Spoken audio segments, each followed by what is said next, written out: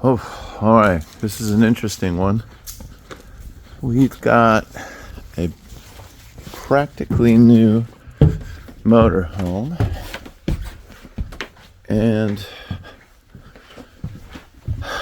I don't know, they're having some sort of electrolysis with the freeze plug, the reaction with the water that's in the area. Maybe somebody didn't use distilled water, but the problem is the freeze plug. This is all they give you for access to the motor, which is terrible. And the freeze plug is down here. I can't even do this. Let me turn off this light. It's down here. And I thought maybe I could pull the drive line and the exhaust and snake my body between the transmission. This is all the room I got. The transmission and the bottom of the floor here, but there's a support beam. Then I thought about removing the turbo. There's a boxed beam down there, and it's boxed on this side. I don't know. God, I don't know about removing the transmission or not. You can't even see the problem without a mirror. So somehow I've got to yank this electrolyzed rotted freeze plug out and then figure out how to get it in without having forward access. I don't have a solution yet. All right, I'll get back to you. All right, I came up with a solution. I mean, now I've got so much room, it's like the continent of North America. We're talking like a huge amount of room, gobs of room. Ugh. All right, so up there is where the last video took place. I'm actually trying to keep the camera sideways. Got to get in the habit of doing that. All right, that's the toilet. I was right there on this drop cloth. Now, this is one of the plates that I said was in the way, but I removed a bunch of stuff, coolant lines, exhaust pipe. This is a big one. It's pushed all the way over there. There's brackets here.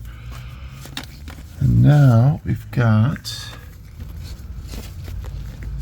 the freeze plug. Let's get a different light on it. Right there. See? Gobs of room. Just gobs.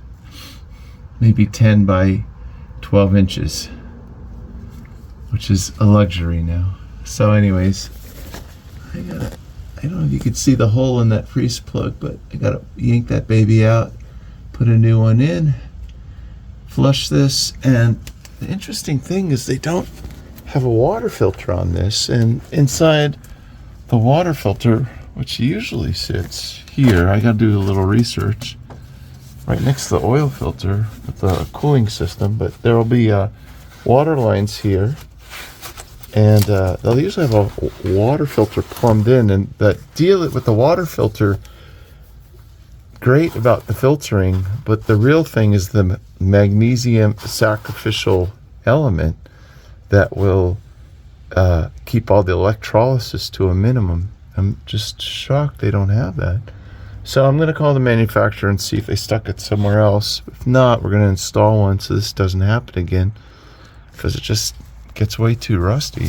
Like, it shouldn't be rusting inside these guys.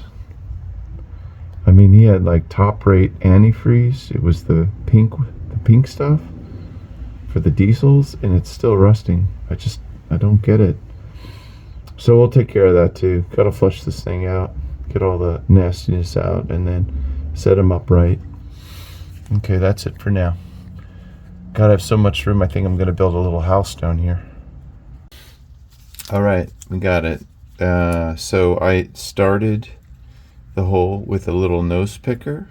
It's a item that mechanics use to wedge between radiator lines and metal fittings to unglue the radiator hose.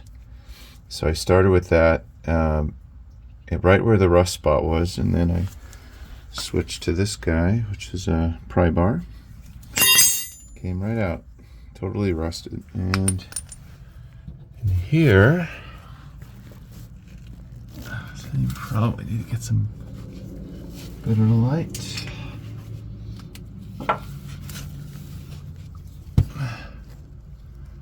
Yeah, so it's really rusted. It's just craziness. So we're gonna put everything back together, and we're gonna do some aggressive rust dissolving, flushing, and a little bit more rinsing, and then we'll put the zinc plugs in, as well as the Primo diesel pink antifreeze. And there we go. All right, bye for now.